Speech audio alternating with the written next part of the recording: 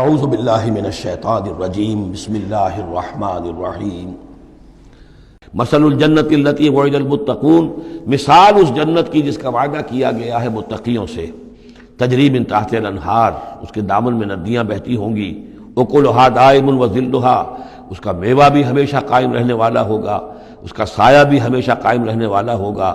تلک عقبی الذین اتقوا، یہ ہے ٹھکانہ اور یہ ہے بدلہ ان لوگوں کا، یہ ہے انجام ان کا جنہوں نے تقوی کی روش اختیار کی۔ وعقبی الکافرین النار، اور کافروں کا ٹھکانہ اور ان کا انجام وہ آگ ہے۔ والذین آتیناہم الکتاب یفرحون بما انزل الیک، اور جن لوگوں کو ہم نے کتاب عطا کی تھی وہ خوش ہو رہے ہیں اس چیز سے کہ جو اے نبی آپ کی طرف نازل کی گئی۔ یعنی کچھ لوگ جو بھی اہل کتاب میں سے تھے مدینے کے اندر، انہیں خبریں مل رہی تھیں، تو ابھی چونکہ وہ تصادم کی نوبت نہیں آئی تھی، تو ان میں سے جو لوگ بھی نیک سرشت تھے وہ کچھ خوش ہو رہے تھے، کچھ ان کے دلوں کے اندر بھی اچھے جذبات پیدا ہو رہے تھے۔ وَمِنَ الْأَحْزَابِ مَن يُنكِرُ بَعْضَهُ، بعضی لوگ ایسے بھی ہیں کہ جو اس کے بعض کا انکار کرتے ہیں۔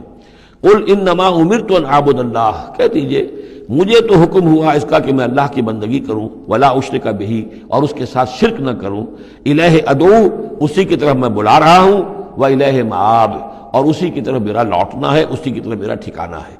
وَكَذَلِكَ أَنزَلْنَاهُ حُكْمًا عَرَبِيًّا، اسی طرح ہم نے اس کو اتار دیا ہے عربی قول فیصل بنا کر، حکم فیصلہ، یہ قول فیصل بن کر آیا ہے۔ إِنَّهُ لَقَوْلٌ فَصْلٌ وَمَا هُوَ بِالْحَزْلِ، یہ آپ دیکھیں گے آخری پارے میں سورۃ الطارق میں، یہ اب حکماً عربیًا، عربی زبان کے اندر اللہ کی جانب سے قول فیصل بن کر نازل ہوا ہے۔ وَإِنِ اتَّبَعْتَ أَهْوَاءَهُمْ بَعْدَ مَا جَاءَكَ مِنَ الْعِلْمِ، اور اے نبی بالفرض آپ نے ان کی خواہشات کی پیروی کی اس کے بعد کہ آپ کے پاس صحیح علم آ چکا ہے۔ مَا لَكَ مِنَ اللَّهِ مِن وَلِيٍّ وَلَا وَاقٍ، تو نہیں ہوگا آپ کے لیے بھی اللہ سے کوئی بچانے والا اور نہ کوئی حمایتی۔ وَلَقَدْ أَرْسَلْنَا رُسُلًا مِّن قَبْلِكَ، اور ہم نے بھیجا رسولوں کو آپ سے پہلے۔ وَجَعَلْنَا لَهُمْ أَزْوَاجًا وَذُرِّيَّةً، اور ہم نے ان کی بیویاں بھی بنائیں اور ان کی اولاد بھی بنائی۔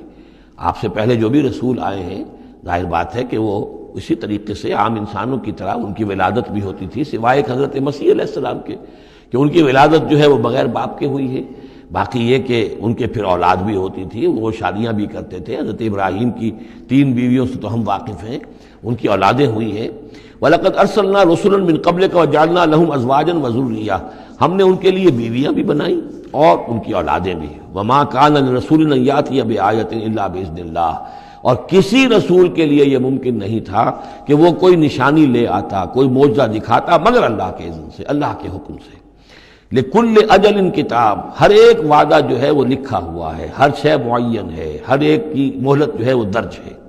يَمْحُو اللَّهُ مَا يَشَاءُ، اللہ جس چیز کو چاہتا ہے محو کر دیتا ہے، مٹا دیتا ہے۔ وَيُثْبِتُ، اور جس چیز کو چاہتا ہے باقی رکھتا ہے، اس کو جمع دیتا ہے۔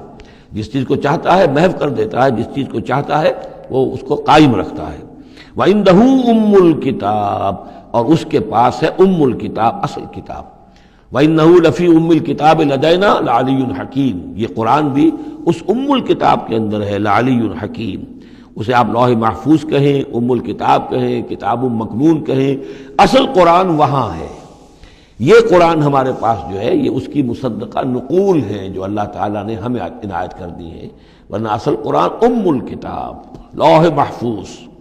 وَعِندَهُ أُمُّ الْكِتَابِ، اور وہ ام الکتاب جو ہے اصل کتاب، کتاب کی جڑ یا جڑ والی کتاب، وہ وہاں اللہ کے پاس ہے۔ وَإِمَّا نُرِيَنَّكَ بَعْضَ الَّذِي نَعِدُهُمْ، اور اے نبی یہ بھی ہو سکتا ہے کہ ہم جو ان سے وعدے کر رہے ہیں عذاب کے، ہم چاہیں تو بعض چیزیں ان میں سے آپ کو دکھا بھی دیں گے، آپ کی زندگی ہی میں ظاہر ہو جائیں گی۔ اور لَتَوَفَّيَنَّكَ، لیکن یہ بھی ہو سکتا ہے ہم آپ کو وفات دے دیں۔ فَإِنَّمَا عَلَيْكَ الْبَلَاغُ، اس لیے کہ آپ پر تو بلاغ کی ذمہ داری تھی، پہنچانے کی ذمہ داری تھی، وہ آپ نے کر دیا، آپ فارغ ہیں۔ اب حساب لینا ہمارے ذمہ ہے، عذاب دینا ہمارا کام ہے، یہ ہدایت دینا یہ ہمارے فیصلے کے اوپر منحصر ہے۔ تو فرمایا کہ آپ نے پہنچا دیا، فَإِنَّمَا عَلَيْكَ الْبَلَاغُ وَعَلَيْنَا الْحِسَابُ، ہمارے ذمہ حساب ہے۔ أَوَلَمْ يَرَوْا أَنَّا نَأْتِي الْأَرْضَ نَنْقُصُهَا مِنْ أَطْرَافِهَا، کیا یہ دیکھتے نہیں کہ ہم لا رہے ہیں، چلے آتے ہیں زمین کو گھٹاتے ہوئے، تنگ کرتے ہوئے کناروں سے۔ واللہ یحکم لا معقب لحکمہ، اور اللہ تعالیٰ ہی فیصلہ کرنے والا ہے اور کوئی نہیں ہے کہ پیچھے ڈالے اس کے حکم کو۔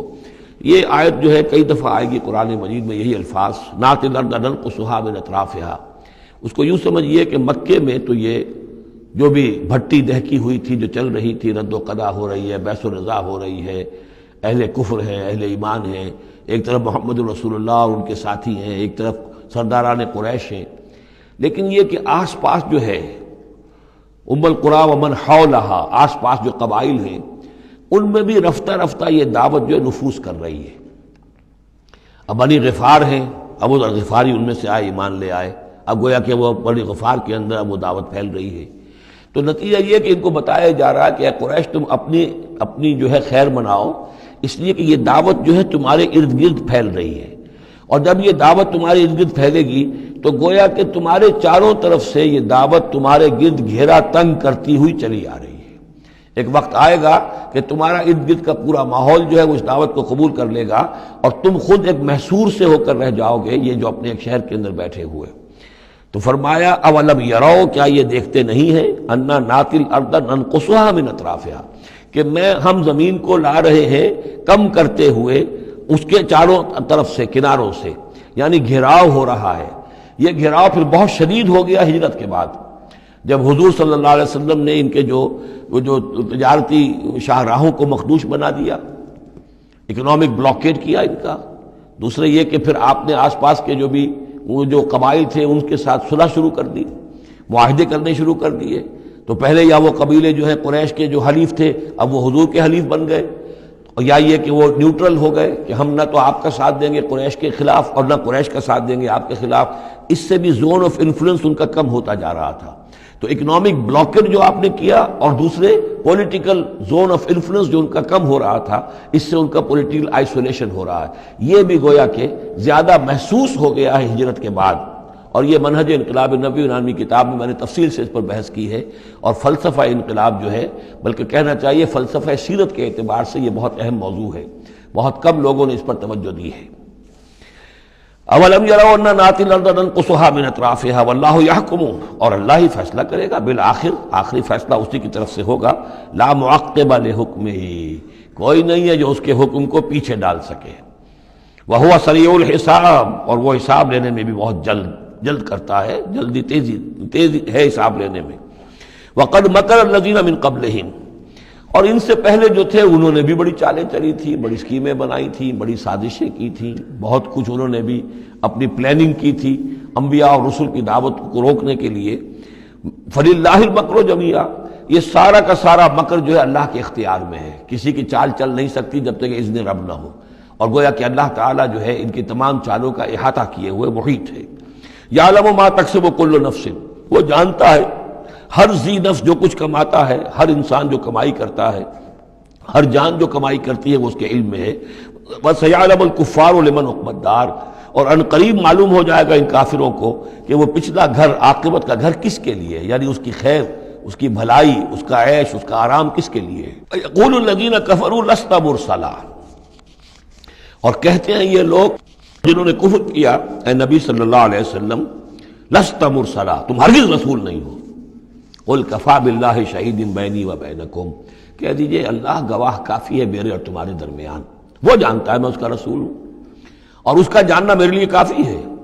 وَمَنْ عِنْدَهُ عِلْمُ الْكِتَابِ، اور جن کے پاس کتاب کا علم ہے وہ بھی جانتے ہیں، یعرفونہ کما یعرفون ابناءہم، اللہ تو جانتا ہی ہے جس نے مجھے بھیجا ہے، اور میرا معاملہ اسی کے ساتھ ہے، وہ جانتا ہے، لہذا میرا جو بھی معاملہ اس کے ساتھ صاف ہے۔ باقی یہ کہ جو علم جن کو دیا گیا، جن کے پاس علم کتاب ہے، وہ بھی جانتے ہیں۔